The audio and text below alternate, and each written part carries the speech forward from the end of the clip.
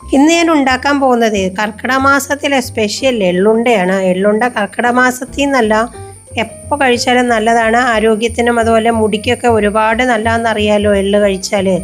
ഇതുണ്ടാക്കാനായിട്ട് ഇവിടെ 1.5 കപ്പ് എള്ള് നന്നായിട്ടൊന്ന് കഴുകിയതിന് ശേഷം സ്ട്രെയിൻ ചെയ്ത് വെള്ളമൊക്കെ പോയി കഴിഞ്ഞ് ബട്ടർ പേപ്പറിൽ അല്ലെങ്കിൽ ഒരു ടവലിൽ ഇട്ട് വെക്കാം. അതിൻ്റെ വെള്ളമൊക്കെ ഒന്ന് നന്നായിട്ട് വലിഞ്ഞ് ഡ്രൈ ആവട്ടെ. ആ സമയം കൊണ്ട് ഇവിടെ കുറച്ച് പീനട്ട്സ് ഒന്ന് റോസ്റ്റ് ചെയ്തെടുക്കാം. ഇത് ഡ്രൈ റോസ്റ്റാണ് ചെയ്യുന്നത്, എണ്ണയൊന്നും ഒഴിക്കണ്ട. അതിനുശേഷം കുറച്ച് ബദാമും കൂടി നമുക്കൊന്ന് ഇതുപോലെ തന്നെ ഒന്ന് റോസ്റ്റ് ചെയ്തെടുക്കാം. ഇനി എള്ളുണ്ടയുടെ ടേസ്റ്റ് കൂട്ടാനായിട്ട് 1.5 കപ്പ് അവലും കൂടി ഇതുപോലെ തന്നെ ഒന്ന് റോസ്റ്റ് ചെയ്തെടുക്കാം. കയ്യിലെടുത്ത് നോക്കുമ്പോൾ നന്നായിട്ട് പൊടിഞ്ഞ് കിട്ടുന്നുണ്ടെങ്കിൽ പാകമായിട്ടുണ്ട്.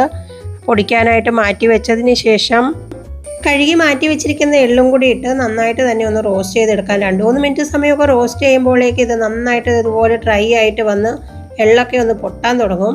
അപ്പോൾ ഇതും ഒന്ന് ചെറുതായിട്ട് തണുക്കാനായിട്ട് മാറ്റി വെച്ചതിന് ശേഷം 1 കപ്പ് ശർക്കര പൊടിയിൽ 1/2 കപ്പ് വെള്ളം ഒഴിച്ച് ജസ്റ്റ് ശർക്കര പാനിയാക്കി വെക്കാം. ഇനി പീനട്ട്സിൻ്റെ തൊലിയൊക്കെ ഒന്ന് കളഞ്ഞതിന് ശേഷം പീനട്ട്സും ബദാമും കൂടി ഒന്ന് ക്രഷ് ചെയ്തെടുക്കണം.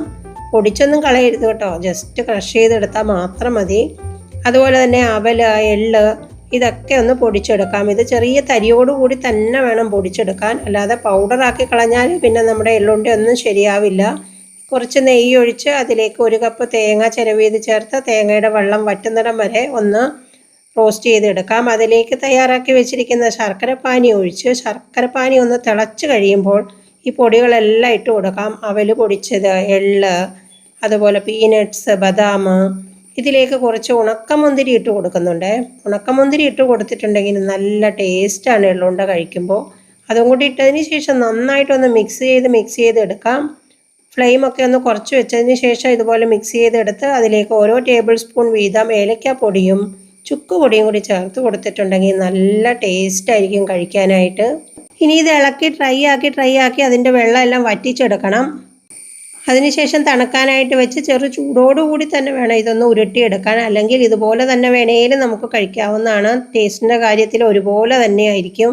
കുറച്ചുകൂടെ നെയ്യൊക്കെ ചേർത്ത് കൊടുക്കാവുന്നതാണ്. അതൊക്കെ അവരവരുടെ ചോയ്സ് അനുസരിച്ച് ചേർത്ത് കൊടുക്കുക. അതുപോലെ തന്നെ ഡ്രൈ ഫ്രൂട്ട്സ് ആണേലും cashews, sunflower seeds, pumpkin seeds, dates ഒക്കെ നമുക്ക് ചേർത്ത് കൊടുക്കാവുന്നതാണ്. ഓരോ ടൈപ്പിൽ നമുക്ക് മാറി മാറി ഉണ്ടാക്കിയെടുക്കാവുന്നതാണ്. അപ്പോൾ എല്ലാവരും ട്രൈ ചെയ്തതിന് ശേഷം വീഡിയോ ലൈക്ക് ചെയ്യാനും ചാനൽ സബ്സ്ക്രൈബ് ചെയ്യാനും മറക്കേണ്ട കേട്ടോ.